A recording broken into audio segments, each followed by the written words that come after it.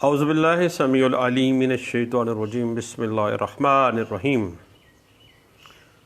فورکلوئر جس کو بیع بالوفا کہا جاتا ہے اور مارٹگیج پراپرٹی کی ضبطی بھی کہا جاتا ہے، بنیادی طور پر مارٹگیج پراپرٹی کی ضبطی مارٹگیجی کا ایک ایسا رائٹ ہے جو کہ رائٹ ٹو فورکلوئر بھی کہلاتا ہے قانون کی اصطلاح میں۔ بات اس طرح سے ہے کہ اگر مارٹگیجر اور مارٹگیجی کے مابین مارٹگیج ڈیڈ کے اندر کوئی اقرار نہ ہوا ہو، دین مارٹگیجر کے مقابلے میں مارٹگیجی کو قانون یہ حق دیتا ہے دو صورتحال میں کہ وہ مارٹگیج پراپرٹی کو اپنے نام منتقل کروا لے۔ پہلی صورت کیا ہے کہ مارٹگیج پراپرٹی مارٹگیجی کے قبضے میں 60 ایئر سے زائد عرصے سے رہی ہو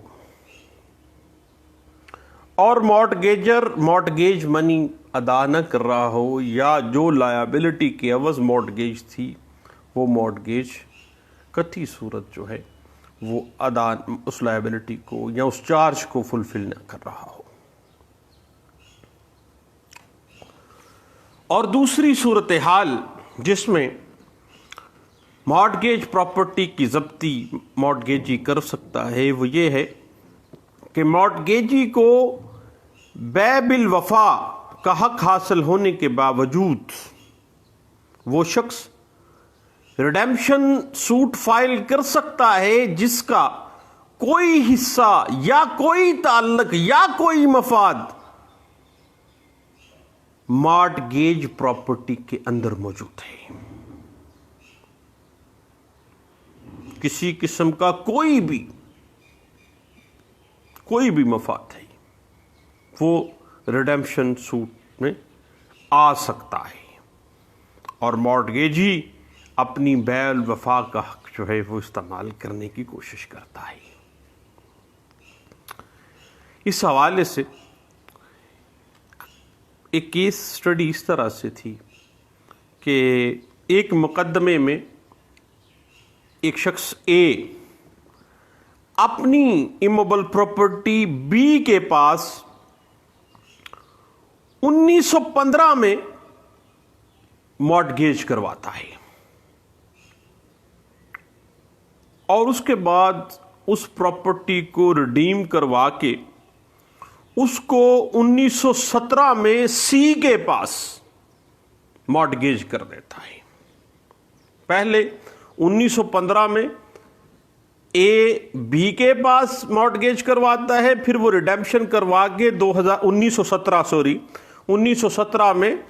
وہ سی کے پاس مارٹگیج کر دیتا ہے۔ اس کے بعد 60 سال پورے ہو جاتے ہیں 1976 میں سی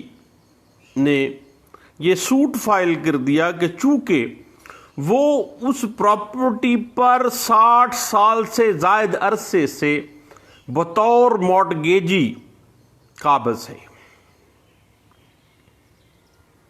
اس وجہ سے وہ اس پراپرٹی کا مالک بن چکا ہے۔ اور اس نے دعوے میں یہ بھی کہا کہ اب مارٹگیجر ٹائم بار ہو چکا ہے اس کا کلیم، اور ریڈیمشن کا جو حق ہے وہ زائل ہو چکا ہے، کیونکہ جو مارٹگیج پراپرٹی ہے ایگریکلچرل ہے اور وہ خود کاشت کر رہا ہے مارٹگیجی جو ہے، اور اس کی گردوری بھی اسی کے نام پہ چلی آ رہی ہے۔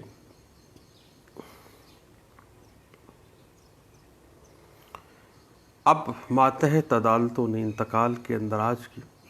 غلط طور پر جو ہے وہ معاملہ کیا، تو اس کے بعد ہائر کورٹس نے وہ مدت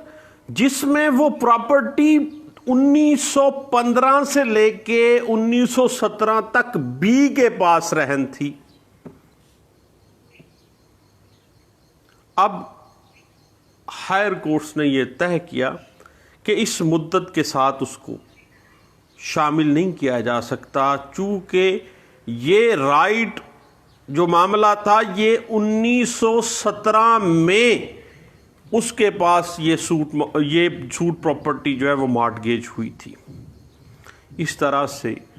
اس سوٹ کے اندر مارٹگیجی کو فورکلوجر کا بے بالوفا کا حق حاصل نہیں ہوتا ہے۔ اس کے بعد چونکہ مارٹگیجی کلیم کرتا ہے، اب اس حوالے سے اگر ہم دیکھیں تو کچھ ایسی صورتحال ہیں جس میں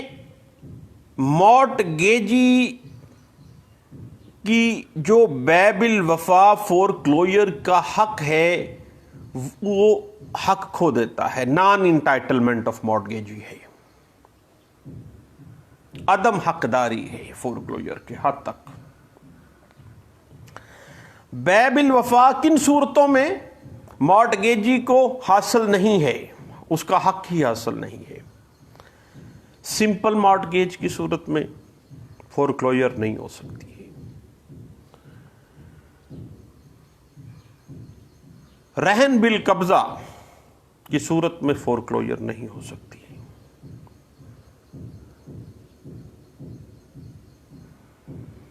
رہن بالوفا کی صورت میں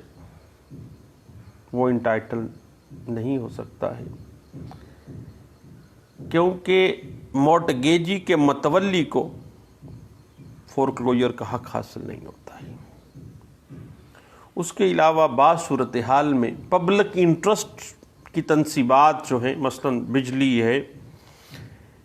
گیس ہے، پانی ہے، ان محکمات جات کو بھی مختلف ہاؤسنگ سکیمز یا مختلف پروجیکٹس میں کچھ زمین جو ہے وہ مارٹگیج کی جاتی ہے،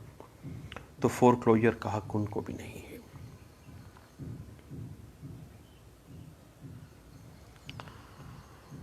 اور اس کے بعد اگر ایک ہی پراپرٹی ہو اور وہ ایک سے زائد